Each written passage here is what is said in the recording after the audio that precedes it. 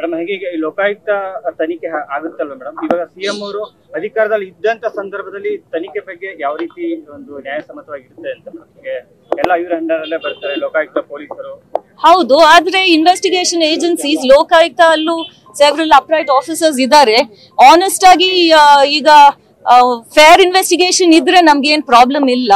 ಅಕಸ್ಮಾತ್ ನಮ್ಗೆ ಇದು ಫೇರ್ ಆಗಿ ನಡೆಸ್ತಾ ಇಲ್ಲ, 3 ತಿಂಗಳು ಒಳಗಡೆ ಅವರು ಡ್ರಾಗಿಂಗ್ ದ ಫೀಟ್ ಅಂತ ನಮ್ಗೆ ಅನ್ಸಿದ್ರೆ then will move the court. Madam ಎಲ್ಲ ಸಿಎಂ ಅಂಡರ್ ಬರ್ತವೆ ತನಿಖಾ ಸಂಸ್ಥೆಗಳು. ಹೇಗೆ ಫೇರ್ ಆಗಿ ಹೇಗೆ ಇನ್ವೆಸ್ಟಿಗೇಷನ್ ಆಗುತ್ತೆ, ಪ್ರಭಾವ ಬೀರ್ತಾರೆ. ನೀವು ಸ್ನೇಹಮಯಿ ಕೃಷ್ಣರು ಹೇಳ್ತಾ ಇದ್ರು ಸಿಬಿಐ ಕೊಡ್ಬೇಕು ಅಂತ, ಇದು ಇಲ್ಲ ಹೊರ ರಾಜ್ಯಕ್ಕೆ ಕೊಡ್ಬೇಕು ಅಂತ. ಹೌದು, ಎಲ್ಲರಿಗೂ ಒಂದು ಸೆಂಟ್ರಲ್ ಏಜೆನ್ಸಿ ಬೇಕು ಅಂತ ಎಲ್ಲರಿಗೂ ಒಂದು ಇರುತ್ತೆ. ಆದ್ರೆ we will not be dismissive of Lokayukta at this point of time. It wouldn't be fair on our part to say that yes there will be pressure, but not all officers act under pressure, so let's be positive. Sorry, ಈಗಲ್ಲ ನಮ್ಗೆ ಅಕಸ್ಮಾತ್ ಅನ್ಸಿದ್ರೆ ಇದು fair ಆಗಿ ನಡೆಸ್ತಾ ಇಲ್ಲ ಅಂತ ಅವಾಗ ನಾವು ಚೇಂಜ್ ಆಫ್ ಏಜೆನ್ಸಿ ಅಂತ ಕೇಳ್ಕೊತೀವಿ.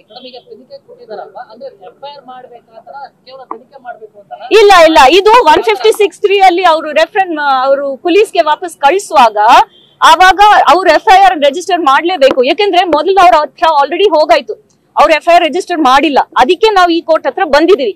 ಈ ಕೋರ್ಟ್ ನ ಕನ್ವಿನ್ಸ್ ಮಾಡಿದ ಮೇಲೆ ಅವರು ವಾಪಸ್ ಕಳಿಸುವಾಗ ಅವ್ರು ರಿಜಿಸ್ಟರ್ ಮಾಡಿ ಇನ್ವೆಸ್ಟಿಗೇಟ್ ಮಾಡ್ತಾರೆ. ತನಿಖೆ ವೇಳೆ ಬಂಧಿಸುವ ಅಧಿಕಾರ ಇದೆಯಾ ಮೇಡಮ್ ಐಒ ಅವರಿಗೆ? ತನಿಖೆ ವೇಳೆ ಏನಾದ್ರು ಬಂಧಿಸುವ ಅಧಿಕಾರ ಇರುತ್ತೆ, ಅರೆಸ್ಟ್ ಮಾಡೋ ಪವರ್ ಇರುತ್ತೆ? ಅದು ಅವರು ಇನ್ವೆಸ್ಟಿಗೇಷನ್ ಶುರು ಮಾಡುವಾಗ ಅಕಸ್ಮಾತ್ ಅವ್ರಿಗೆ they find good material, then it is up to them. That is not something that we can decide.